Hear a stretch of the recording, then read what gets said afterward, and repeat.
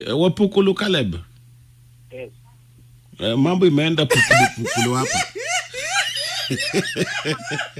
Yes, Irene. Ha? Huyo ni Silvia, mimi nilikuwa nataka Irene. Sasa si umetupatia hii namba na hii namba ni Silvia ameshika. Sio ndio namba ambayo umetupatia? Sasa Irene ni nani tena? Uwe Pukulu. Yeye naishia ngapi kwanza?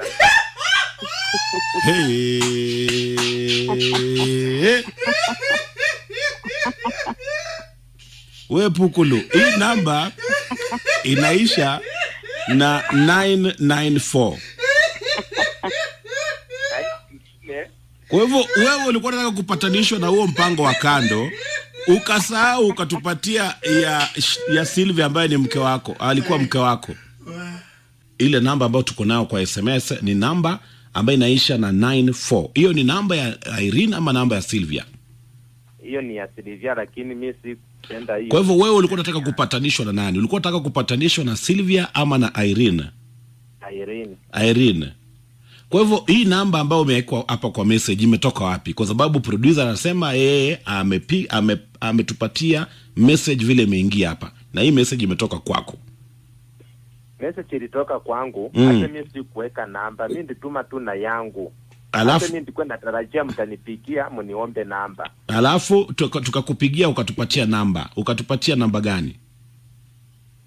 Mimi sichapeana namba yoyote. Kwa hivyo sisi tumetumia mbinu gani kupata hii namba yako? Kwa hii namba ambayo iko hapa. Kwa sababu sisi tunatumia namba ambayo tumepewa.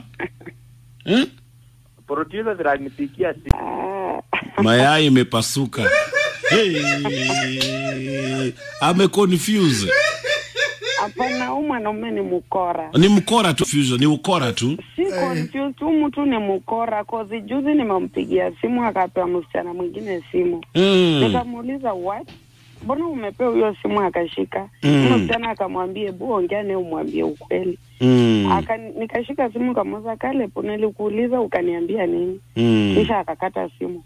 Unajua, and then mwisho akanipigia simu akaniambia nataka tusamane turudiane. Nikamwambia mambo yako umezoea kila wakati. Na akanijibu akaniambia ako na 19 years already, nimemuoa, nimemweka kwa nyumba. So sitaki kusumbuliwa. Nikamwambia okay, ni sawa, usinipigie simu, nikupigie simu. Sasa hii kazi yake matext. Sasa nakosa kumuelewa. Shida yake iko wapi? Asubuhi hata nimepata text nikamuuliza unanitumia text